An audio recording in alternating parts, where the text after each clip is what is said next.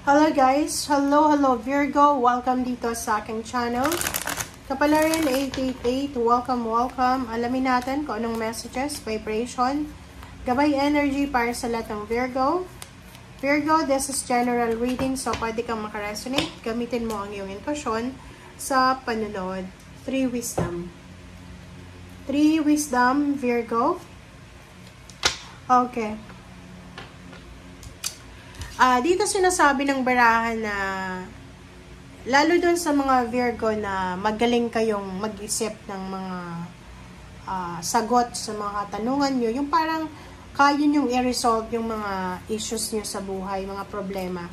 Yung halimbawa na hindi ka humihingi ng guidance or answer sa ibang tao, na kinakaya mo yung mga sagot sa problema mo. Sinasabi ng baraha sa'yo dito na because of your knowledge, because of your wisdom, or kung ano man ang alam mo sa buhay, possible na ma-resolve mo lahat ng mga issues mo sa buhay. Answering the call, the time is now. So, Virgo, dito sinasabi ng barahan na maraming offer, maraming, kumbaga, opportunities and possibilities na posibleng ibigay sa'yo ang universe. And this is the right time. This is the perfect timing. The time is now. Follow your bliss. So, if you're planning to travel, parang nakikita ko planning to, parang gusto mong mag-travel abroad. Or pwedeng gusto mong lumipat ng bahay, lumipat ng trabaho, lumipat ng negosyo, or kano pa man. Answer the call. Answer the calling. Kumbaga, gawin mo na kung ano ito na parang deserve mo talaga, or talagang naka-destiny para sa'yo. Kumbaga, parang sinasabi sa'yo na huwag mo nang patagalin pa.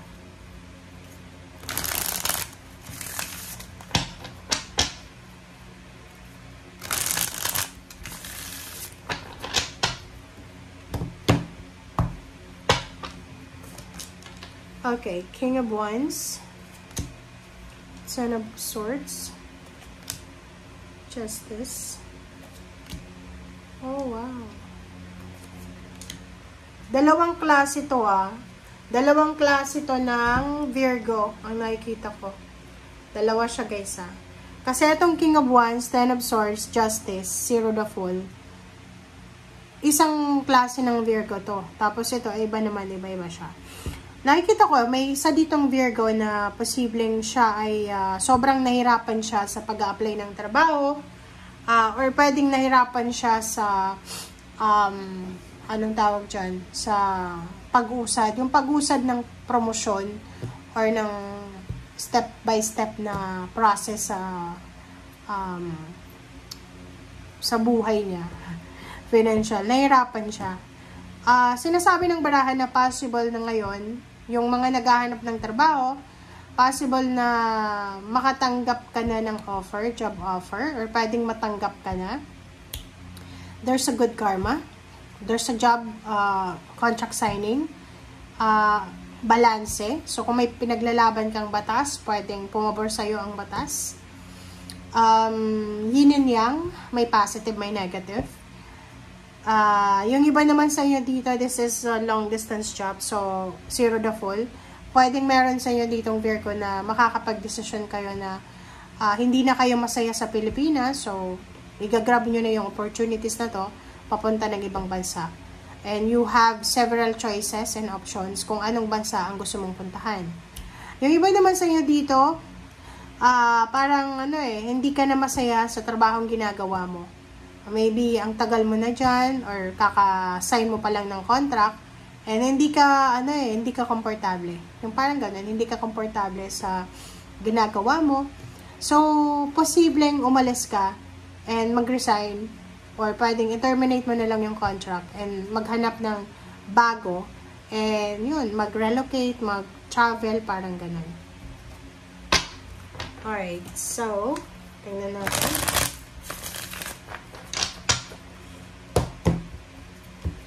Confirm natin itong King of Wands. Okay, so yung King of Wands, yun sabi ko sa'yo Diba? Yung mga Virgo na ang tagal-tagal nyo nang naghihintay, it's either 3 months ka na unemployed, possible na makatanggap ka na ng job offer. Kasi meron na dito there's a light sa end of the tunnel. So, tapos na yung paghihintay mo. Incoming na yung fulfillment or yung parang achievement siya. Ten of Swords, sinasabi ng baraha sa'yo dito, manatili kang malakas.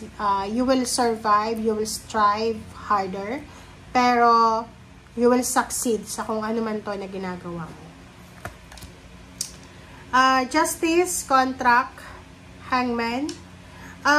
Sinasabi ng baraha na sa iba, posibleng may mga naantala or natagalan na contract signing or good karma, karmic blessing na posibleng dumating na. Pero yung iba, meron kayo sigurong in-expect ngayon, lalo ngayong last 2 weeks na to, na hindi mo na matutuloy. Three of Cups. So, there's a celebration. So, siguro posibleng meron ditong ayun na nga. Wait lang guys.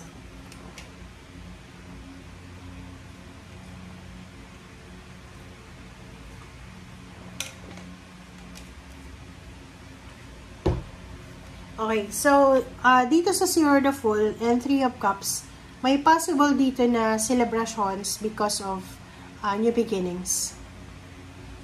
Pwedeng ikaw ay papunta talaga ng ibang bansa. So, there's dito, despedida party, or there's a celebration because of new place, new work, new you, diba? Parang ganun.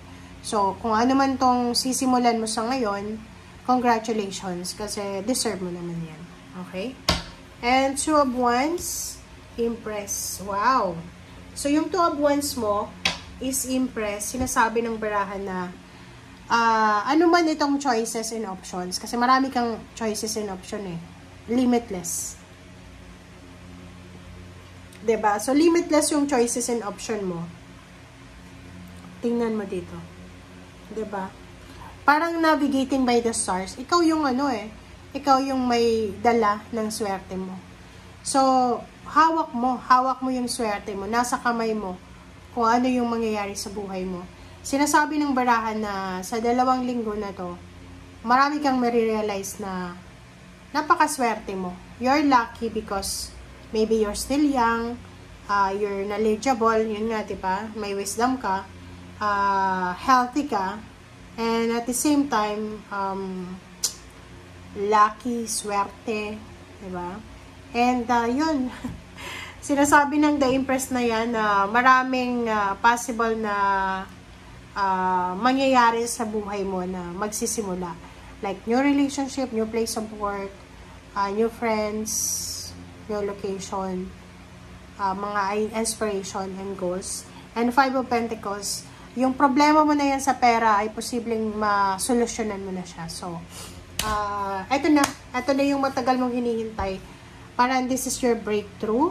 This is the end of your sufferings. This is the end of your waiting time. This is the new beginnings. Okay? Thank you guys. Bye!